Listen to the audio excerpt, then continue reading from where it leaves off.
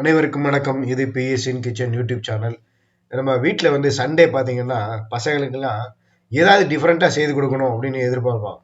அந்த வகையில் வந்து மேஜராக நம்ம வீட்டில் வந்து பார்த்தீங்கன்னா சண்டே அப்படின்னாலே வந்து ஃப்ரைட் ரைஸோ இல்லை பிரியாணி இந்த மாதிரி ஒரு ஸ்பெஷல் ஐட்டம் தான் வந்து இருக்கும். அதை விட்டு நம்ம வந்து அன்னைக்கும் போயிட்டு சாம்பார் வத்த குழம்பு அது இது ரசம்னு பண்ணிட்டு இருந்தோம்னு வச்சுக்கோங்களேன், வீட்டில் இருக்கிறவங்க பசங்கள்லாம் வெறுத்து போயிடுவாங்க. காலேஜ் படிக்கிற ஸ்கூல் படிக்கிறவங்க இன்னைக்கு விதவிதமாக விரும்புகிறாங்க சாப்பாடுலாம்.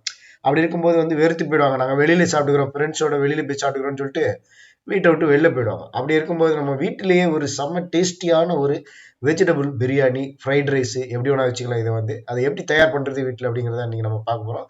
ஸ்பெஷலாக இருக்குது, வாங்க எப்படி இருக்கு பண்ணலான்னு பார்க்கலாம். முதல்ல நான் வந்து பார்த்தீங்கன்னா ஒரு 1/2 கிலோ பாஸ்மதி ரைஸ் தண்ணியில் ஊற போட்டு வச்சிருக்க. ஒரு 1/2 hour ஆகுது. ஒரு சின்ன இதில் வந்து தட்டில் அந்த ஃப்ளேக்ஸ், டொமேட்டோ சாஸு, அப்புறம் வந்து ஜிஞ்சர் கார்லிக் பேஸ்ட்டு, இதெல்லாம் எடுத்து வச்சுருக்கேன். இதுக்கு வந்து நம்ம வெஜிடபிள்ஸ் பார்த்தீங்கன்னா கேரட்டு, உருளைக்கிழங்கு, 2 வெங்காயம், தக்காளி 1 எடுத்திருக்கேன், பீன்ஸ் எடுத்திருக்கேன். இது வந்து பார்த்தீங்கன்னா 2 பச்சை மிளகாய், ஒரு 4 பூண்டு, ஒரே ஒரு தக்காளி சின்னதாக கட் பண்ணி மிக்சியில் ஜாரில் போட்டு நல்ல மையாக அரைச்சி வச்சுக்கிறோம்.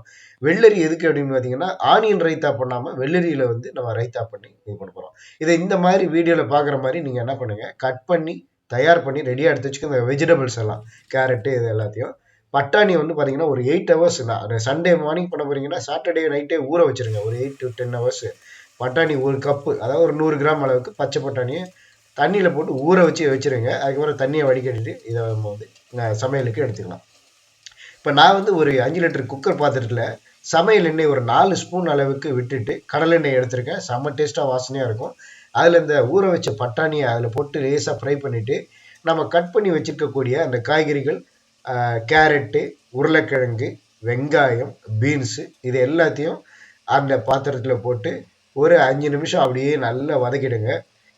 அதை வதக்கிட்டு நம்ம என்ன பண்ணோம், இப்போது மிக்சியில் ஜாரில் தக்காளி, பச்சை மிளகாய், பூண்டு போட்டு அரைச்சி தனியாக எடுத்து வச்சுருக்கோம். அதே மாதிரி ஒரு சின்ன பிளேட்டில் ஜிஞ்சர் கார்லிக் பேஸ்ட்டு, அப்புறம் வந்து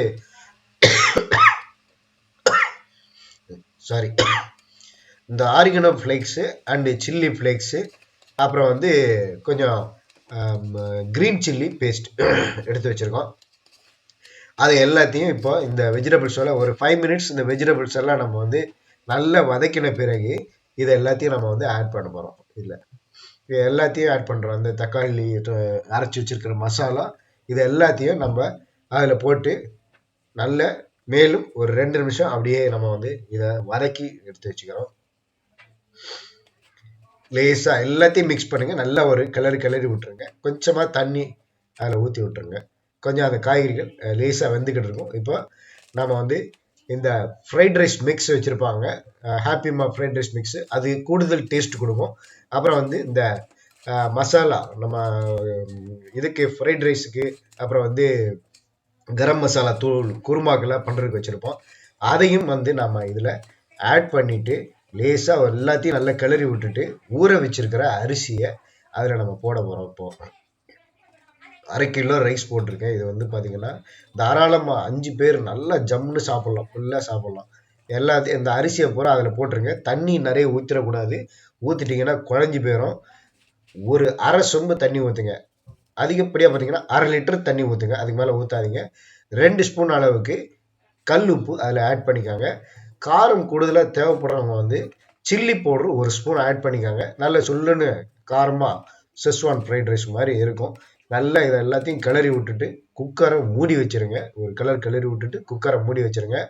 கரெக்டாக ஒரே ஒரு விசிலை எடுங்க. 2 3ன்னு விட்டிங்க அப்படின்னா சாதம் குழஞ்சி போயிடும். அவ்வளோதான்.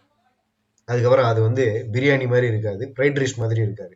இப்போ வந்து அதை ஒரு விசிலை நம்ம ரிலீஸ் பண்ணி எடுத்துட்டோம். நல்ல உதிராக இருக்குது. 2 ஸ்பூன் அளவுக்கு நெய்யை அதில் அப்படியே ஊற்றி விட்டுருங்க. அந்த சூட்லேயே அந்த நெய்யெல்லாம் அதில் உருகி அப்படியே இருக்கும். ஒரு 5-10 நிமிஷம் வந்து நல்ல காற்றுல அதை வந்து ஆற வைங்க. இப்போ அந்த நெய்யோடு சேர்த்து நல்ல சாதத்தை கிளறி விட்டீங்க அப்படின்னா அவ்வளோதான். இந்த சாதம் வந்து சாப்பிட்றதுக்கு தயாராகிடும். வாயில் வச்சிங்கன்னா செம்ம டேஸ்ட்டாக இருக்கும். வீட்டில் உண்மையிலேயே பார்த்தீங்கன்னா இந்த மாதிரி செய்து கொடுத்தீங்கன்னா பிளேட்டு காலி ஆகுறது மட்டும் இல்லை, எவ்வளோ சாப்பிட்றாங்கன்னா அவங்களுக்கே தெரியாது, எவ்வளோ செய்தாலும் காலி ஆகும். அதுதான் ரொம்ப முக்கியமான விஷயம். இதுக்கு சைட் டிஷ்ஷாக நீங்கள் ஆனியன் ரைத்தாவோ இல்லைன்னா வெள்ளரி குக்கும்பர் ரைத்தா தயிர் பச்சடி செய்தீங்க அப்படின்னா செம்ம டேஸ்ட்டாக இருக்கும், அடிச்சுக்கவே முடியாது. வீட்டில் இதே மாதிரி செய்து பார்த்துட்டு நீங்கள் நம்ம வீடியோ பதிவு கீழே உங்களுடைய கமெண்ட்டுகளை தெரிவிங்க. மறக்காமல் நம்ம பிஎஸ்என் கிச்சன் யூடியூப் சேனலுக்கு அடுத்தடுத்த இது போன்ற வீடியோக்களுக்கு சேனலை சப்ஸ்கிரைப் பண்ணுங்கள். வீடியோ பிடிச்சிருந்தா லைக் பண்ணுங்கள், எல்லாருக்கும் ஷேர் பண்ணுங்கள். நன்றி.